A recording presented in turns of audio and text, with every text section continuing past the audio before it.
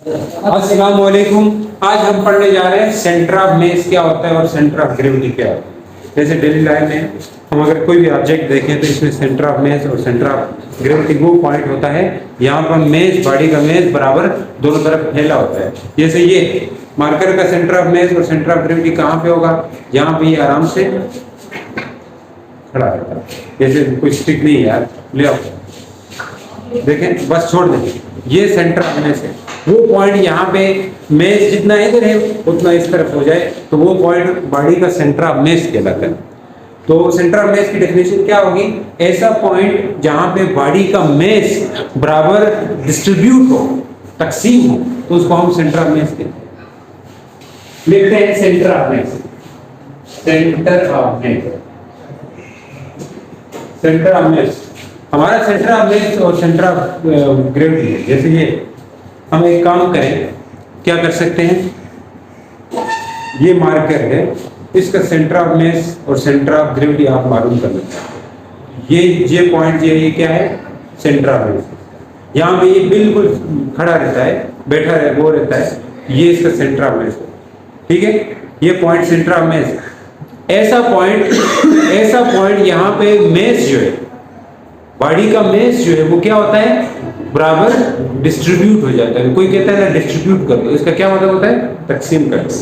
तो ऐसा पॉइंट जहां पे बॉडी का मेस इक्वली डिस्ट्रीब्यूट हो जाए उस पॉइंट को हम क्या कहते हैं? Centre of mass. इसके इंग्लिश में कैसे बोलेंगे?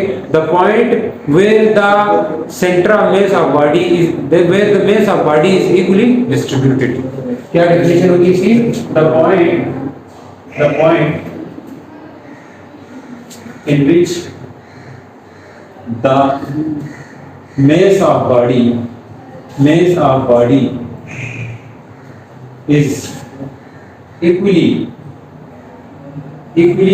distributed। वो पॉइंट का मतलब है एक ही पॉइंट होगा। ऐसा नहीं है कि यहाँ पे भी होगा, यहाँ पे भी होगा, यहाँ पे भी होगा। यहाँ पे नहीं है सेंटर ऑफ मेस, इसलिए ये गिर रहा है, इसलिए ये क्या हो रहा है? गिर रहा है। तो पॉइंट सेंटर ऑफ मेस अगर हमने ढूंढा तो वो पॉइंट होगा यहाँ पे बॉडी का मेस इक्वली डिस्ट्रीब्यूट होगा, दोनों तरफ बराबर वो होगा। तो इसलिए हम कहते हैं सेंटर ऑफ मेस वो पॉइंट होता है जहाँ पे बॉडी का मेस इक्वली डिस्ट्रीब्यूट होता है। अब अगर कहें हम कोई भी बॉडी है, जैसे सर्कल है, तो सर्कल का सेंटर ऑफ मेस यहाँ पे होगा। या कोई भी ऑब्जेक्ट ले, बुक ले लें, बुक, सर जी इसको अर्थ ऑफ मास कहते हैं। इसका सेंटर ऑफ मेस, एक सेंटर ऑफ मेस भी होगा, एक सेंटर ऑफ ग्रेविटी भी होगा। अब इसका भी पॉइंट एक होगा, वहां पे इसका मेस इक्वली डिस्ट्रीब्यूट होगा। यहाँ पे ये बिल्कुल रुकता है, उसको हम क्या कहते हैं? Centre of mass. इसके लिए मुझे वो लाना चाहिए। सेंटर ऑफ मेस ने एक और कर दी है, फिर हम सेंटर ऑफ ग्रेविटी पे गए। अगर हम बॉडी के सेंटर ऑफ मेस पे फोर्स लगाते हैं तो बॉडी विदाउट रोटेशन वो मूव कर जाती है। जैसे मैं ऐसे इधर फोर्स लगाता हूं तो ये क्या होगी? घूमेगी। क्या करेगी? घूम जाएगी। मार्कर में इधर रखता हूं, इसके ये टॉपिक थोड़ा वो है कंसेप्चुअल। ये है आपके पास मार्कर, अगर मैं इधर फोर्स लगाता हूं तो ये घूम जाएगा। हाँ, घूम जाएगा। अगर मैं इधर फोर्स लगाता हूं क्या करेगा? घूम जाएगा, रोटेट करेगा। लेकिन मैं इसके सेंटर ऑफ मेस पे फोर्स लगाता हूं तो ये नहीं घूमता, बिल्कुल दरमियान में लगाओ ये सीधा आगे जाएगा। दरमियान में फोर्स लगाने से ये सीधा जा रहा है। तो एक डेफिनेशन सेंटर ऑफ मेस की ये भी कर सकते हैं, वो पॉइंट यहाँ पे हम फोर्स लगाएं तो बॉडी मूव करे विदाउट रोटेशन। ऐसा पॉइंट जहां पे हम फोर्स लगाएं, यानी कि सेंटर ऑफ मेस पे जब भी फोर्स लगाई जाती है तो वो बॉडी विदाउट रोटेशन मूव करती है। जैसे हमने फोर्स, ये सीधा क्यों चला है? क्योंकि हमने कहां पे फोर्स लगाई है? इसकी सेंटर ऑफ मेस पे। अगर आप सेंटर ऑफ मेस पे फोर्स नहीं लगाते तो वो बॉडी क्या करती है? रोटेशन देती है। जैसे ये घूम रहा है, इधर लगाएं घूमेगा। अगर सेंटर ऑफ मेस पे लगाएंगे तो ये घूमेगा नहीं। ठीक है, when a force applied on a center of mass then the body will move without rotation। ये पॉइंट देखिए, ये मैंने यहाँ समझाया है, फिर मैं लिख रहा हूँ। अच्छा, ये मैंने उर्दू में बातें की, इसका इंग्लिश में क्या होगा? when we applied force on a center of mass then the body will move without rotation। बगैर घूमे वो क्या कर जाती है, मूव करती है। when a force applied on center of mass of body,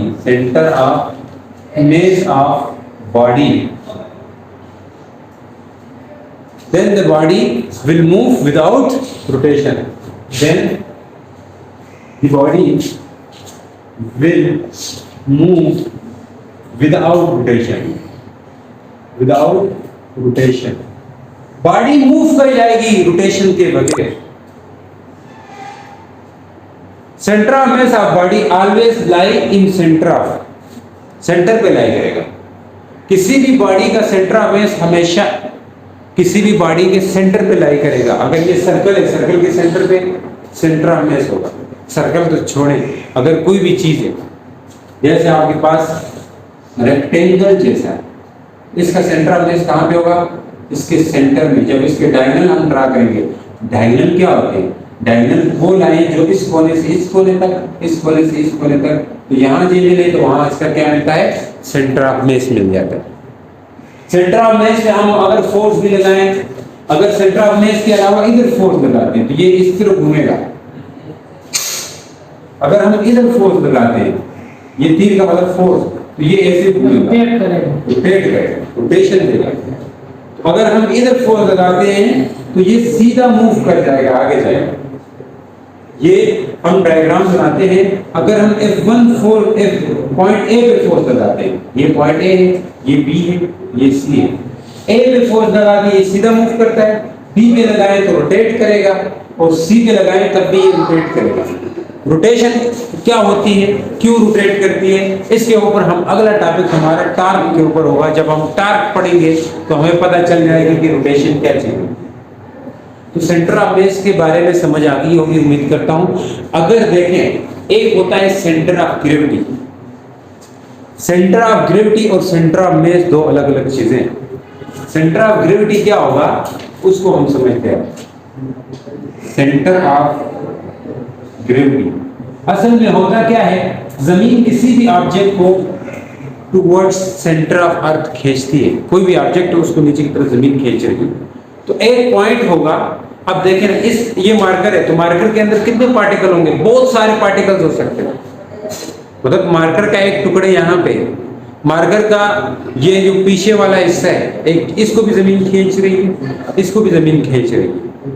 तो क्या इसको खींच रही है तो इसको गिर के इधर नीचे चला जाना चाहिए, इसको खींच रही है तो इसको गिर के इधर चला जाना चाहिए। इसके मेरे कहने का मतलब है हर पार्टिकल को बॉडी जो है, अर्थ जो है वो खींच रही है इसकी तरफ। लेकिन एक पॉइंट ऐसा होगा जिसमें इस पूरे मार्कर का वेट एक पॉइंट पे लाई करेगा और उस पॉइंट पे जमीन फोर्स लगाएगी। अब ऐसा नहीं कि उस बंदे पे, अब मेरा हाथ है तो मेरा हाथ पे भी अर्थ जो है फोर्स लगा रही है, मेरा जो इस हाथ पे भी लगा रही है, तो क्या इसका वेट अलग इसका वेट अलग होगा? नहीं, ये पूरा मेरे बॉडी का हिस्सा है, तो मेरा एक ही वेट होगा, मेरा एक ही वेट होगा, और एक ही जगह से जमीन मुझे खींचेगी, एक ही जगह से अर्थ मुझे खींचेगी। और हमारा सेंटर ऑफ ग्रेविटी ये होता है ना, हमेशा गिरता है तो हमारा वजन जो है इस तरफ नीचे की तरफ ज्यादा होता है। अक्सर ये कहा जाता है कि औरतें जब गिरती है दरख्त से तो वो जाके गिर के कहाँ, कौन सी साइड लगती है, जब जमीन पे गिरेगी तो ये वाला हिस्सा, नीचे वाला ये हिस्सा लगेगा। अगर कोई मर्द गिरता है उसका सर जाके लगेगा, क्योंकि हमारा ज्यादातर मैच ऊपर की तरफ होता है, कम नीचे की तरफ, उनका नीचे वाला हिस्से में ज्यादा होता है। तो सेंटर ऑफ मास और सेंटर ऑफ ग्रेविटी जो है, कम एक मिनट, तो देखें अब सेंटर ऑफ ग्रेविटी को समझते हैं। तो सेंटर ऑफ ग्रेविटी वो पॉइंट होगा जहां पे बॉडी का तमाम पूरा का पूरा वेट एक्ट करेगा डाउनवर्ड। तो इस इंग्लिश कैसे लिखेंगे? Centre of mass, centre of gravity is a point, gravity की डेफिनेशन लिखेंगे, centre of gravity is a point where all weight of a body act vertically downward.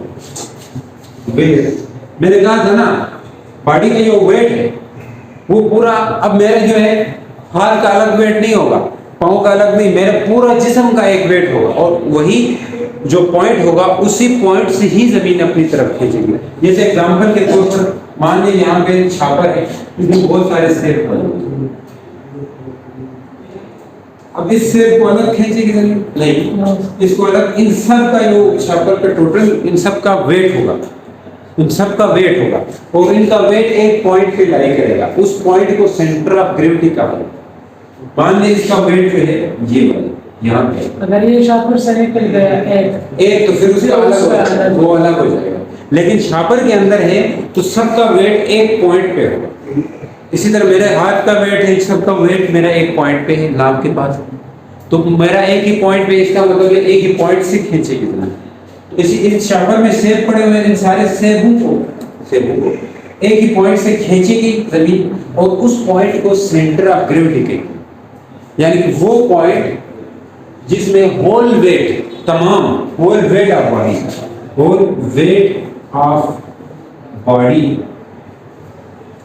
X लगेगा किस तरफ, X vertically downward, vertically downward, whole weight of body, weight तमाम का तमाम पूरा weight body का किस तरफ एक्ट करेगा, किस तरफ लगेगा, डाउनवर्ड, नीचे की तरफ, downward to centre of earth लिख सकते हैं, सेंटर ऑफ अर्थ। तो सेंटर ऑफ ग्रेविटी ये पॉइंट हो गया। अब एक मजे की बात सेंटर ऑफ ग्रेविटी की, कि सेंटर ऑफ ग्रेविटी जो है, सेंटर ऑफ ग्रेविटी जो है वो हमेशा बॉडी के इनसाइड भी लाई कर सकता है, आउटसाइड भी लाई कर सकता है। ये सेंटर ऑफ मास जो है, ये दोनों में डिफरेंस भी है, आता भी है, बोर्ड में आता है ये question, what is difference between centre of mass and centre of gravity. तो एक डिफरेंस ये है कि सेंटर ऑफ मास हमेशा इनसाइड द बॉडी लाई करेगा, बॉडी के सेंटर पे लाई करेगा, और सेंटर ऑफ ग्रेविटी बॉडी के इनसाइड भी लाई कर सकता है, आउटसाइड भी लाई कर सकता है। जैसे ये एक रॉड है, इस रॉड का सेंटर ऑफ मास या सेंटर ऑफ ग्रेविटी दोनों इसी पॉइंट पे लाई करेंगे जहां रॉड का सेंटर होगा। यहां से ये जो है बिल्कुल वर्टिकली मूव होगा। इन सबको एक चांस दो यार। ये कौन सा पॉइंट होगा, सेंटर ऑफ मास और सेंटर ऑफ ग्रेविटी, सीएम और सीजी लिखते हैं। अच्छा, शॉर्टकट तरीका है सीएम और सीजी। तो सीएम सेंटर ऑफ मास और सेंटर ऑफ ग्रेविटी दोनों इस पॉइंट पे होंगे। अब अगर कोई ऐसी शेप होगी रेक्टेंगल की तरह होगा, इसका इधर से लाइन खींच लो, इधर से यहाँ पे ये मिलेंगे, वहां पे इसका सेंटर ऑफ मास और सेंटर ऑफ ग्रेविटी होगा। लेकिन अगर ऐसा कोई हो, इस तरह का हो, यहाँ पे बड़े मजे का होता है, इसका वजन किस तरफ होगा, अगर इस तरह का रिंग हो, क्या कहते हैं इसको, इस तरह का फोल्ड किया हो, इसका सेंटर ऑफ मास और सेंटर ऑफ ग्रेविटी एक पॉइंट पे नहीं होगा। सेंटर ऑफ मास कहां पे होगा, हां नीचे से वो है, तो इसका आउटसाइड लाई करेगा, यहाँ कहीं पे होगा। यहाँ पे क्या होगा, सेंटर ऑफ ग्रेविटी होगा। सेंटर ऑफ ग्रेविटी बॉडी के बाहर भी हो सकता है, लाजमी नहीं अंदर ही हो, लाजमी नहीं अंदर ही हो।